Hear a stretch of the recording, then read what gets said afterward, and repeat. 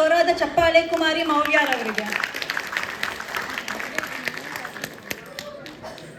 ಈಗ ಪ್ರಾರ್ಥನೆ ಆಯಿತು.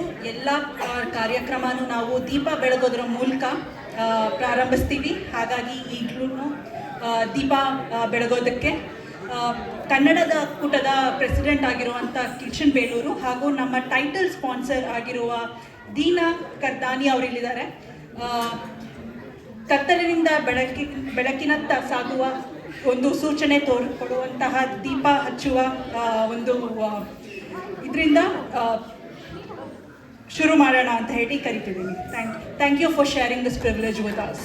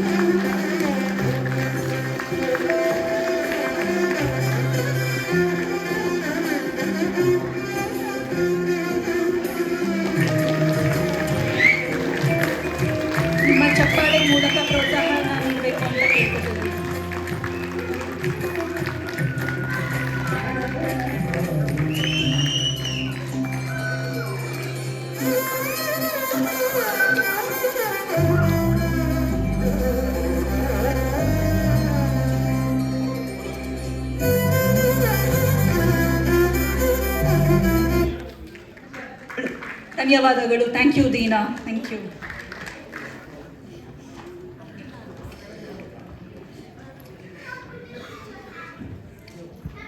ದೀಪ ಹಚ್ಚಿದಾಗಿದೆ. ಈಗ ನಮ್ಮ ಕನ್ನಡದ ಬಗ್ಗೆನೂ ನಾವೇನಾದರೂ ಕೇಳಲೇಬೇಕು. ಹಾಗಾಗಿ ಕನ್ನಡದ ಬಗ್ಗೆ ಒಂದು ಸ್ಪೀಚ್ನ ಕೊಡೋದಕ್ಕೆ ಕುಮಾರಿ ಸಾನ್ವಿ ಕಾರ್ತಿಕ್ ಅವರು ದಯವಿಟ್ಟು ವೇದಿಕೆಗೆ ಬರಬೇಕು ಅಂತ ಕೇಳ್ಕೊತಿದ್ದೀನಿ. ಸಾನ್ವಿ ಕಾರ್ತಿಕ್.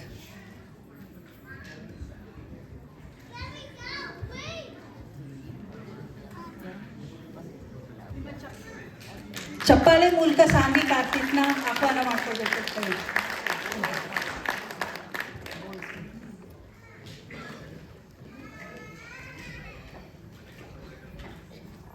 ಎಲ್ಲರಿಗೂ ನಮಸ್ಕಾರ.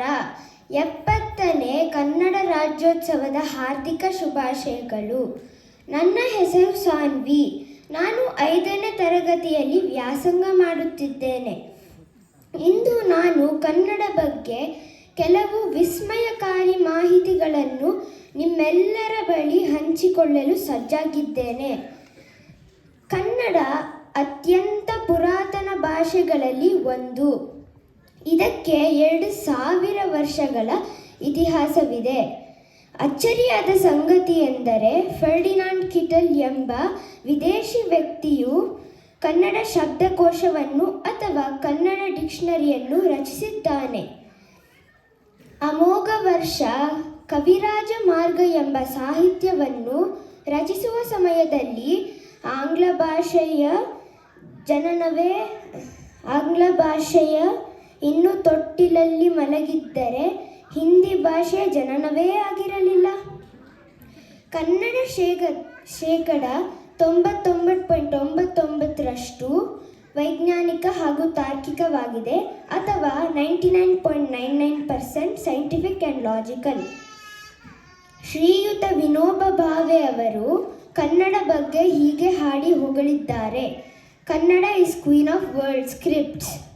ಕನ್ನಡ ದ್ರವಿಡ ಭಾಷೆಗಳಲ್ಲಿ ಅತ್ಯಂತ ಹೆಚ್ಚು ಜ್ಞಾನಪೀಠ ಪ್ರಶಸ್ತಿಗಳನ್ನು ತನ್ನ ಮುಡಿಗೆ ಏರಿಸಿದೆ. ಒಟ್ಟು 8 ಜ್ಞಾನಪೀಠ ಪ್ರಶಸ್ತಿಗಳು ದೊರೆತಿವೆ.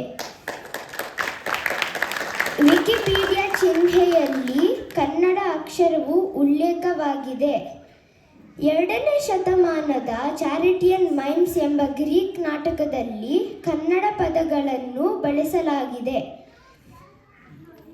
ಪೋರ್ಚುಗೀಸರು ಭಾರತವನ್ನು ಆಳುವ ಸಮಯದಲ್ಲಿ ಅವರ ನೋಟುಗಳಲ್ಲಿ ಕನ್ನಡ ಪದಗಳನ್ನು ಮುದ್ರಿಸಲಾಗಿತ್ತು. ಇನ್ನು ನಮ್ಮ ರಾಜ್ಯದ ಬಗ್ಗೆ ಕೆಲವು ವಿಸ್ಮಯಕಾರಿ ಮಾಹಿತಿಗಳನ್ನು ತಿಳಿಯೋಣ. ನಮ್ಮ ರಾಜ್ಯದ ಪ್ರಾಣಿ ಏಷ್ಯನ್ ಎಲಿಫೆಂಟ್ ಅಥವಾ ಏಷ್ಯನ್ ಆನೆ. ನಮ್ಮ ರಾಜ್ಯದ ಹೂವು ಲೋಟಸ್ ಅಥವಾ ಕಮಲ. ನಮ್ಮ ರಾಜ್ಯದ ಹಾಡು ಜಯ ಭಾರತ ಜನನಿಯ ತನುಜಾತೆ, ಜಯ ಹೇ ಕರ್ನಾಟಕ ಮಾತೆ. ನಮ್ಮ ರಾಜ್ಯದ ಮೀನು ಕರ್ನಾಟಿಕ್ ಕಾರ್ಪ್. ನಮ್ಮ ರಾಜ್ಯದ ಪಕ್ಷಿ ನೀಲಕಂಠ ಅಥವಾ ಇಂಡಿಯನ್ ರೋಲರ್ ಬ್ಲೂ ಜೇ. ನಮ್ಮ ರಾಜ್ಯದ ಮರ ಗಂಧದ ಮರ ಅಥವಾ ಸ್ಯಾಂಡಲ್ವುಡ್ ಟ್ರೀ. ನಮ್ಮ ರಾಜ್ಯದ ಹಣ್ಣು ಮಾವಿನ ಹಣ್ಣು ಅಥವಾ ಮ್ಯಾಂಗೋ. ನಮ್ಮ ರಾಜ್ಯದ ಚಿಟ್ಟೆ ಸದರ್ನ್ ಬರ್ಡ್ ವಿಂಗ್.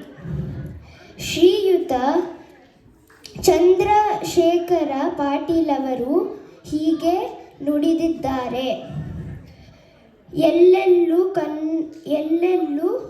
ಉಸಿರಬೇಕು ನಮ್ಮ ನುಡಿ ಕನ್ನಡ, ಸಿರಿನಾಡನು ಕಟ್ಟಲಿಕ್ಕ ಬರ್ರಿ ನಮ್ಮ ಸಂಗಡ. ದಯವಿಟ್ಟು ಕನ್ನಡವನ್ನು ಉಳಿಸಿ ಹಾಗೂ ಬೆಳೆಸಿ. ಜೈ ಕರ್ನಾಟಕ ಮಾತೆ. ಧನ್ಯವಾದಗಳು.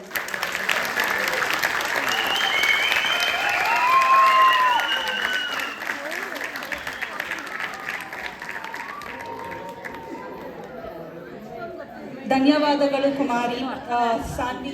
ಮತ್ತೊಮ್ಮೆ ಜೋರದ ಚಪ್ಪಾಳೆ. ಇಷ್ಟೊಂದು ಮಾಹಿತಿನ ಕೂತಲ್ಲಿ ಎಲ್ಲರ ಮುಂದೆ ಹಂಚ್ಕೊಂಡಿದ್ದಕ್ಕೆ. ಈಗ ಸ್ವಾಗತ ಭಾಷಣ ಮಾಡೋದಕ್ಕೆ ಕಿಶನ್ ಅವ್ರು ಬರ್ತಿದ್ದಾರೆ.